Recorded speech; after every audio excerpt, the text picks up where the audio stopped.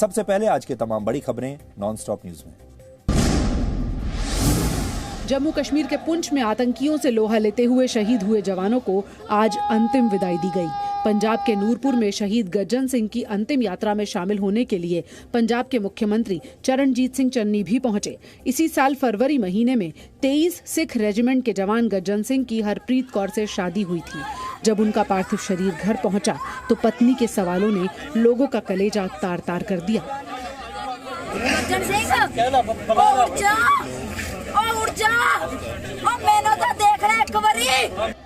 कपूरथला में देश के वीर सपूत सूबेदार जसविंदर सिंह को भी अंतिम विदाई दी गई।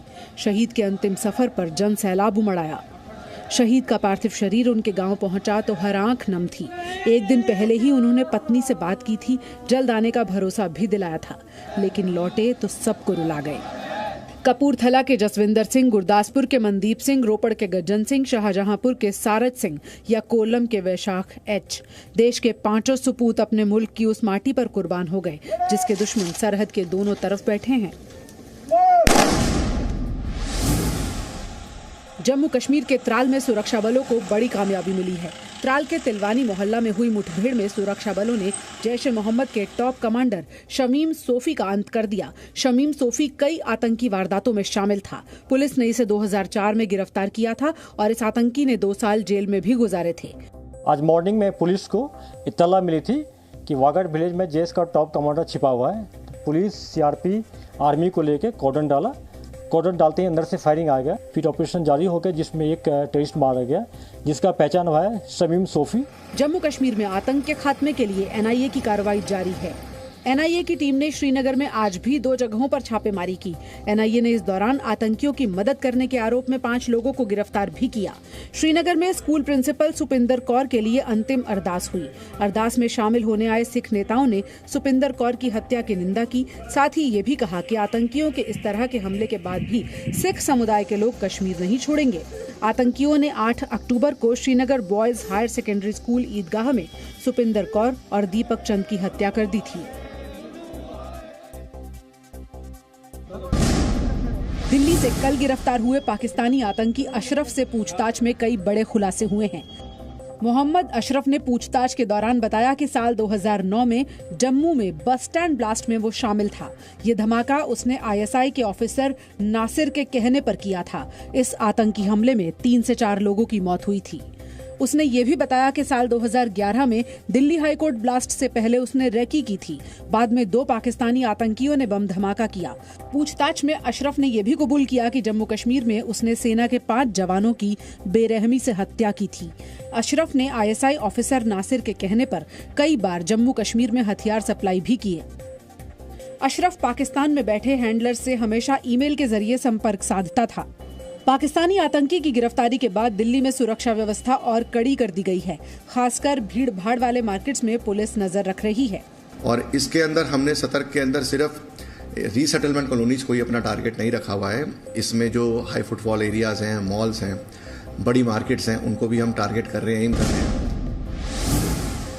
सीमा पार आतंकवाद और ड्रग्स की हथियारों की तस्करी पर रोक के लिए सरकार ने आज बड़ा फैसला किया है। गृह मंत्रालय ने सीमा सुरक्षा बल यानी बीएसएफ का अधिकार क्षेत्र बढ़ाते हुए उसे गिरफ्तारी, तलाशी और जब्त करने की शक्तियां भी दे दी हैं।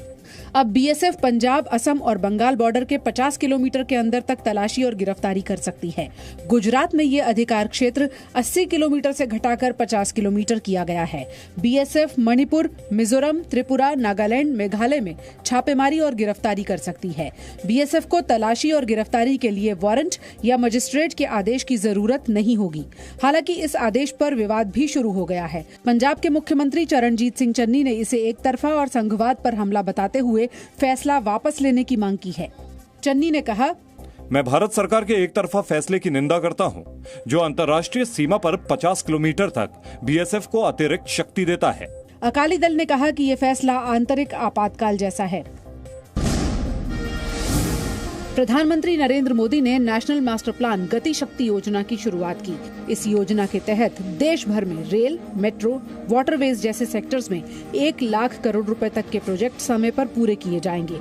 इस प्रोजेक्ट को लॉन्च करते हुए पीएम मोदी ने कहा कि वे देश के 25 सालों के विकास की नींव रख रहे हैं। क्वालिटी इंफ्रास्ट्रक्चर का निर्माण एक ऐसा रास्ता है जो अनेक आर्थिक गतिविधियों को जन्म देता है। बेहतर आधुनिक इंफ्रास्ट्रक्चर के बिना हम चौतरफा विकास नहीं कर सकते। प्रधानमंत्री ने इंफ्रास्ट्रक्चर को महत्वपूर्ण करार देते हुए कहा कि देश के विकास के लिए क्वालिटी ढांचा होना बेहद जरूरी है। गति शक्ति योजना के जरिए सभी बड़े और जरूरी प्रोजेक्ट्स समय पर पूरे हो पाएंगे।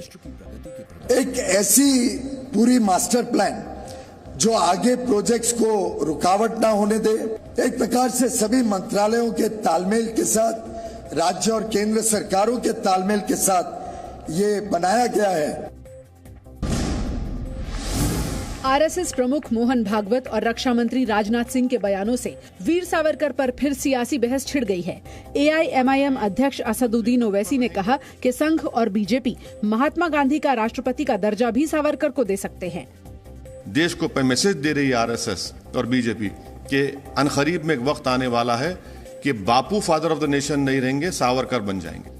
सावरकर पर एक किताब के विमोचन के अवसर पर रक्षा मंत्री राजनाथ सिंह ने कहा था कि सावरकर ने महात्मा गांधी के कहने पर ही दया याचिका दी थी। कांग्रेस ने रक्षा मंत्री के दावे पर सवाल उठाए। 1913 में सावरकर माफी मांगा। 2 साल के बाद मोहनदास करमचंद गांधी वापस इंडिया आए। 2 साल का पहले आने वाला गांधी का है, कहां से अप्रूवल लिया 2 साल का पहले। बीजेपी ने संघ प्रमुख और रक्षा मंत्री के बयानों को सही बताते हुए कहा कि सावरकर आजादी के बाद से साजिश के शिकार हुए हैं। एक छद्म धर्मनिरपेक्ष ग्रुप और गिरोह बना जिसने कि तमाम महानायकों को खलनायक बना करके देश के सामने पेश करने की कोशिश की। वीर सावरकर के पोते रंजीत सावरकर ने कहा है कि आजादी अकेले गांधी जी ने नहीं दिलाई थी, कई योगदान भुला दिए गए हैं।